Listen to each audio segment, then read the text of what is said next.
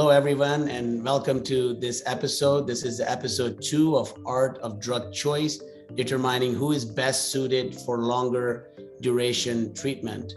Of course, as physicians, we have plenty of therapeutic options available that go beyond monthly, and most of us in the US are utilizing treat and extend approach. Of course, some of us do PRN and PRN ex-US was common, and obviously a lot of physicians are moving towards treat and extend.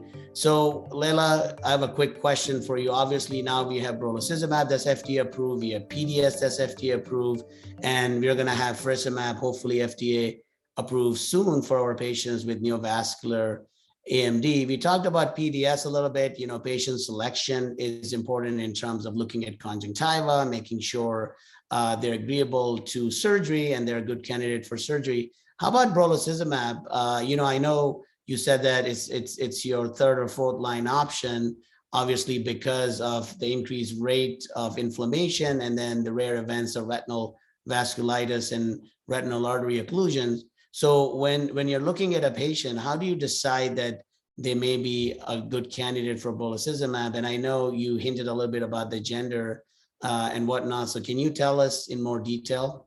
Yeah, definitely. Currently, it's really the patient that's not responding to any other therapy for me, and is having persistent fluid. We're doing, frequent injections, and fluid, is persisting, leading to visual acuity change. For those who are doing well and able to keep up with, frequent injections, we have even stable, maybe a pockets of retinal fluid.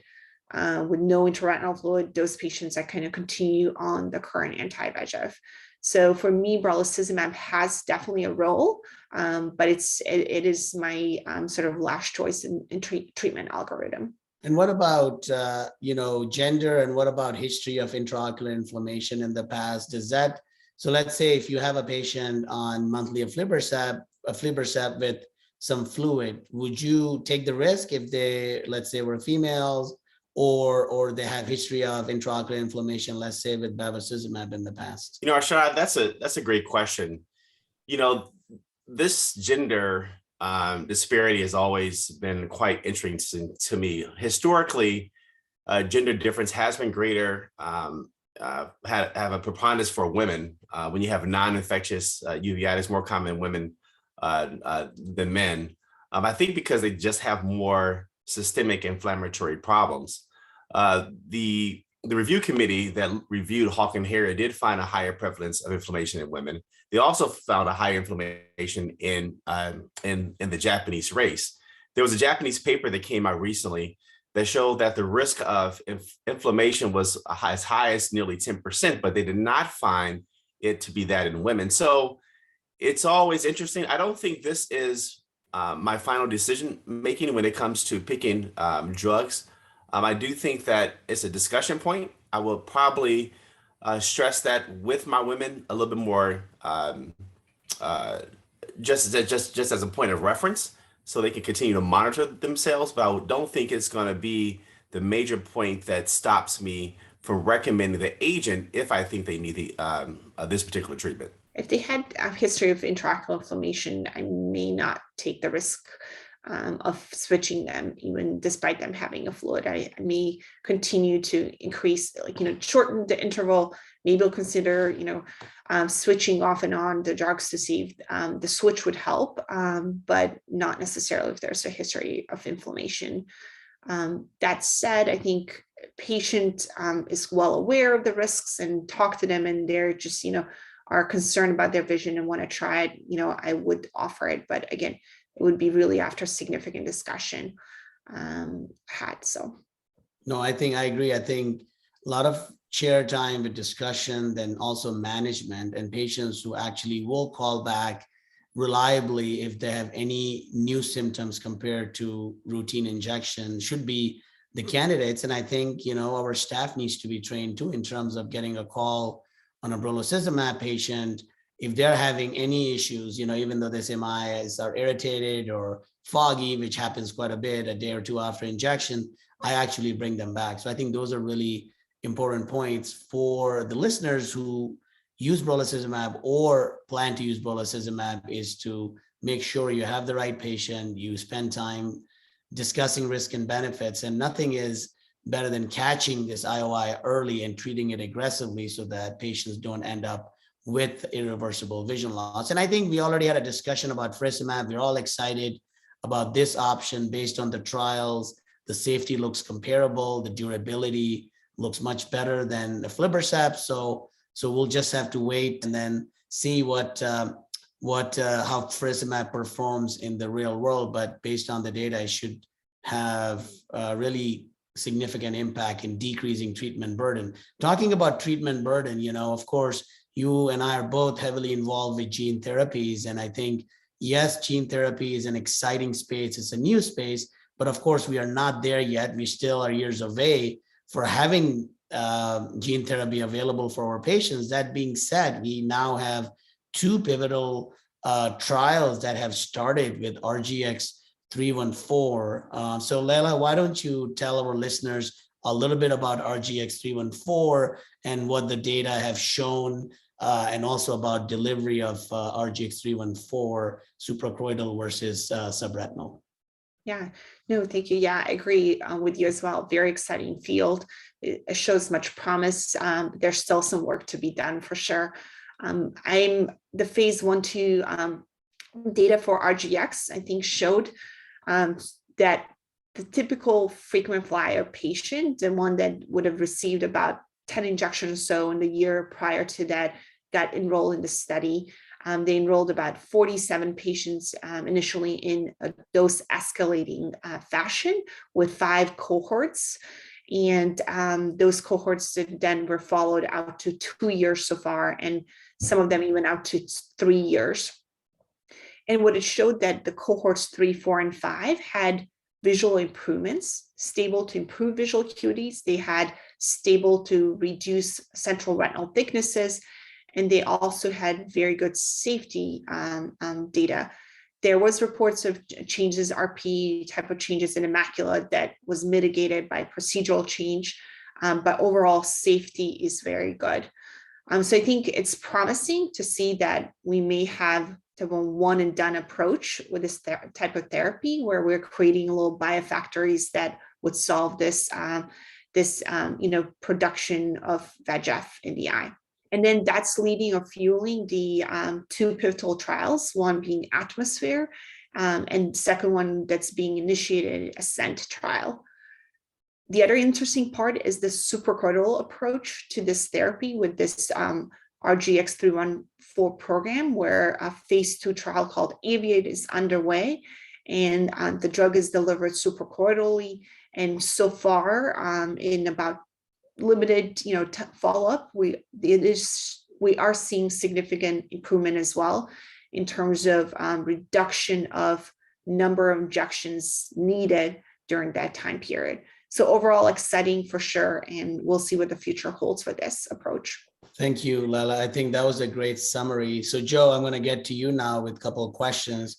So first question for you is, how do you see gene therapy, if approved, fitting in your practice if it's a surgical procedure like the pivotal trials of subretinal delivery? What are your thoughts, Joe? Arshad, clearly we are at crossroads when we're trying to minimize the treatment burden when it comes to neovascular AMD and trying to maintain vision.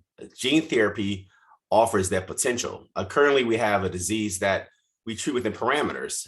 When we see fluid, we typically give them injection. And whether it's a small amount of fluid or a significant amount of fluid, we typically adjust our treatment regimen on either a PRN or a treat and extend a regimen. I think with that being said, what gene therapy, at least from a surgical approach, may offer you is if you have a person have a small amount of fluid, you may be less likely or less inclined to give another injection right away, because you want to make sure that the medicine that you're giving is actually working. So you may be a little more tolerant if someone is having a subretinal gene surgical procedure.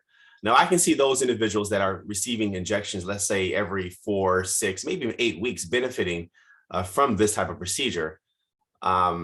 But I'm not quite sure if people are doing well, let's say on quarterly doses, this will be something that I will consider. I agree with you. I think whenever we have a surgical procedure, Obviously, it's never going to be first-line treatment, but patients who need frequent treatments, like Lejla said, that were in phase 1/2A trial and doing really well, if majority of them don't need supplemental injection, then I think they'll be excited to have this one-time option with subretinal gene therapy in the OR. The other question I have for you, Joe, is if suprachoroidal gene therapy pans out, which is an in-clinic procedure, do you think we'll have to take some patients to the OR to do subretinal gene therapy, or you think if suprachoroidal works, then there's no room for subretinal gene therapy? What are your thoughts, Joe? So the questions that I have is that, can you deliver enough viral particles via the suprachoroidal space that you could,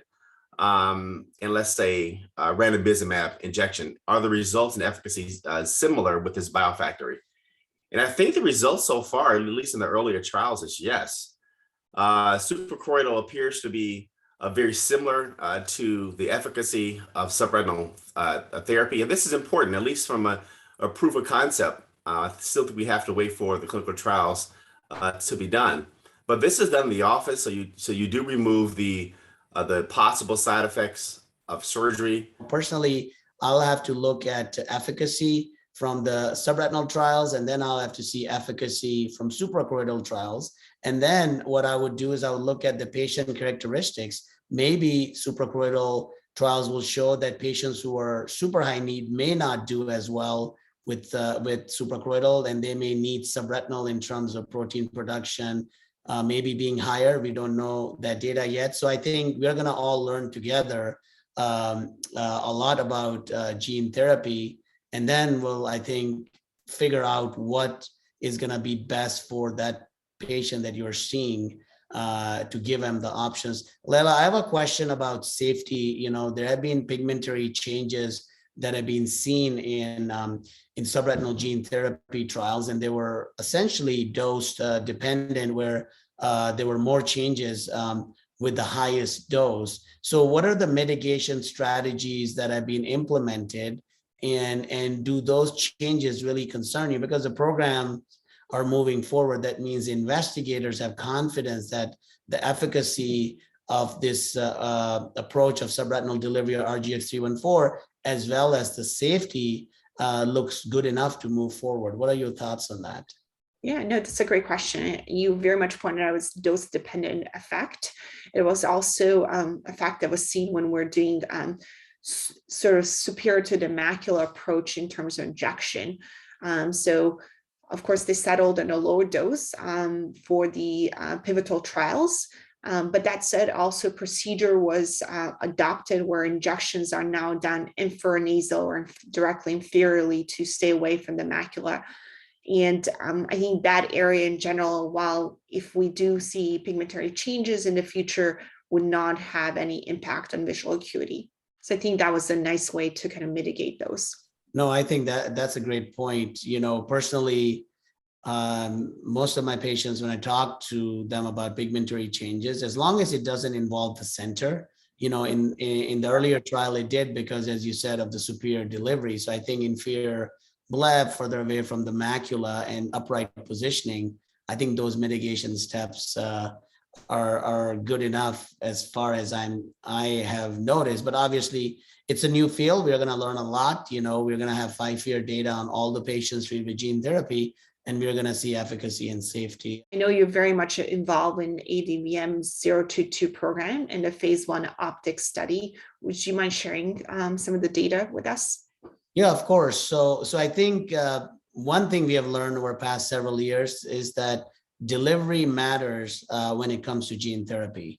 So imagine injecting billions of vector in the vitreous versus subretinal space versus suprachoroidal space. So what we have seen in the intravitreal delivery of gene therapy is obviously, you know, there is a risk of inflammation. And we knew that based on the non-human primate studies, but we didn't know the extent of it and how dosing in terms of the dose matter. So in ADVM-022 is basically intravitreal gene therapy. You have a vector 7M8, which actually can penetrate through the ILM. and results in production of what carries the transgene of aflibercept. So you're basically injecting in the eye, and then your eye is producing aflibercept. And the data, protein data, has been pretty impressive in terms of the levels of aflibercept you are getting are close to aflibercept levels seen after 4 to 6 weeks after a bolus intravitreal injection. So efficacy has been great. In the OPTIC phase 1 study, there were 4 different cohorts in 2 doses. The first cohort had 6E11 dose. The second cohort was lower, 2E11 dose. In the first 2 cohorts, we used PO prednisone based on utilization of PO steroids in other gene therapy trials, including Luxturna. And what we noticed was patient actually had inflammation after they stopped the PO steroids, so they needed topical. So because of that, in cohort 3 and 4, cohort 3 was low dose, cohort 4 was high dose, again 6E11. We had 6 weeks steroid drops to manage inflammation. So in terms of efficacy, we have seen great efficacy with 87% decrease in treatment, burden, and really it's been impressive. The number of patients really requiring supplemental, only 1 has required based on latest data in cohort 1, and a few in cohort 2 and 3, but 67% reduction there. What we notice is that the inflammation appears to be more severe in the high dose, and it appears to be more long-standing. So there are some patients who go past 1 year and still require topical drops. So the bottom line has been the fact that the efficacy is great. The safety showed that we need to use a lower dose, or even lower dose than 2E11, maybe in like 10s, to get the efficacy and try to have manageable safety. And of course, about the Infinity trial, which was a DME study. It was unmasked because a few patients developed hypotony and vision loss. So that program is not going to go forward now. So ADVM-022 will only be looked at in neovascular AMD. I know that's a lot of information, but it gets a little complicated with gene therapy, as you know. Yeah, no, thank you for sharing that. I think its intravitreal approach would be very convenient in office procedure and a promising route, and to have options as such would be great too. No, I agree with you. I think it's very exciting. Both you and I are involved with this, and we actually see real effect. We see disease activity going away in these patients. So it is phenomenal in terms of efficacy, but obviously safety is something we are obviously paying very close attention to. So Joe, a question for you is, when it comes time to consider gene therapy for wet AMD in our clinics, how will you decide which patient is best suited for it? Well, I've given this some thought, and the landscape is drastically changing. And the people that I'm initially thinking about for gene therapy will be typically my high flyers, those that are receiving injections every 4 to 6 weeks for treatment. This presents a great burden for the patients, and oftentimes they need a caregiver to bring them in. But I also want to make sure they have a previous response to other anti-VEGF injections. This was an inclusion criteria in the clinical trial, so I do think it's very important, because you want to make sure that you are reaching the efficacy to maximize the visual potential of this drug. If they need to have persistent or fluctuating intraretinal or subretinal fluid. I'm not quite sure if they're receiving every 12 or 16 week therapy, if I'm that concerned about considering those individuals for gene therapy. And when it comes to subretinal surgery, individuals that may be on anticoagulants, I may want to consider twice about the procedure. That may not be my most ideal candidate. So you have to look at multiple medical problems because there is a risk just for having anesthesia and taking these people to the operating room. So it's just as important to find who you think may be a candidate for the surgery, and also think about who may not be a candidate for the surgery. So these are all things that, as we get more comfortable with a therapy, we may adjust. You may transition early on to, early upstream to your therapy. But I got a feeling that it's going to take me at least 6 months to 12 months to really figure out if I want to use this in those patients. And then it comes to trying to find the right person without the extra medical problems. Now we're going to take a short break, and then we'll be back with the case in a minute. Thank you for your attention. Welcome back to episode 2 of Art of Drug Choice. Now we have Dr. Lejla Vajzovic presenting a case here. Lejla. So I'm sharing with you a 75-year-old female who presented with decreased vision in her right eye after having had a neovascular age-related macular degeneration diagnosis for about 4 years in duration. Her visual acuity was 2100 in the right eye, 2040 in the left eye. Her OCT, as you can tell here, there's recurrence or activation of neovascular AMD with subretinal fluid presence, and there's several PEDs there, as well as drusenoid type deposits. In her left eye, you can see also has evidence of drusen and no really fluid, so really dry age-related macular degeneration type of diagnosis. On fluorescein angiography, early and then in later phases, you'll notice that we very much have early and late hyperfluorescence consistent with active choroidal neovascular membrane, and then the left eye really just has straight staining of the drusen with no evidence of leakage. So I elected to treat her with bevacizumab, and this is a 4-week follow-up, which you'll see nice resolution of subretinal fluid at that visit with visual acuity improvement to 2050 from 2100. We continue with that therapy for another 9 injections. And now at every 4 to 5 week interval, she continued to have recurrence of subretinal fluid, and her vision dropped to 20/70. At that point, I opted to switch her to ranibizumab and started a loading dose of that every 4 to 5 week interval with improvement of that subretinal fluid and improvement in visual acuity. And we continued on that therapy for a while. Now, unfortunately, you can tell that after 18 injections, at that interval, she's starting to have recurrence of fluid again, and the vision dropped to 20/80. And we opted to switch her to aflibercept with a loading doses of that, 4 to 5 week interval, improvement in visual acuity and resolution of fluid. And we continued with that therapy with extension to every 6-week interval and hopefully further than that. Lejla, that's a really great case. I think we all have these patients where we cannot extend them beyond 4 or 6 weeks with recurrent fluid, although we do see stabilization of vision. So there's one concept, if patients are happy and they're doing well, if it's not broke, don't fix it, to continue them on the same therapy.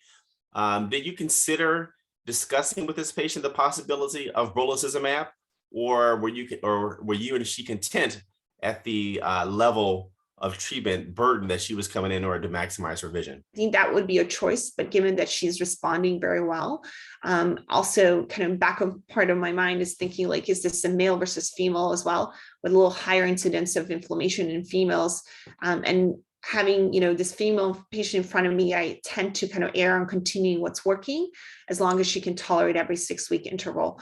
The visual acuity is excellent too. Overall, I think we're doing good. Now, I'm going to be excited about other options that are coming down the pipeline. Definitely treatment burden is real here, but with her really excellent responses, we kind of stuck with the current therapy. No, I agree with you. I think I would do the same. If I have a patient that's well controlled with 4 to 6 weeks aflibercept or ranibizumab, I don't switch them to brolucizumab. I really only switch patients that have persistent disease with monthly injections and are losing vision over time. And I agree. I think this patient actually may be a good patient for a poor delivery system because they have high burden. They do respond to anti-VEGF. So I think something to think about once you have access to it is, PDS, if they're comfortable, obviously going to surgery and also, understand the risk and benefits of the procedure. What are your thoughts on that? Yeah, I think it will be a great choice for this patient. I think any of the options for decreasing the burden will be really well received. And I think knowing that she really now 3 drug choices continue to need a frequent injections, I think that right there gives us real alternative to that. We have to look at other longer treatment options, and PDS is definitely a good one. Thank you for an excellent case, Lejla. Great presentation, excellent images, and perfect management. For the listeners, this case is available on itube.net with the associated images. This is the end of our episode 2 of Art of Drug Choice. Thank you again for listening to this episode.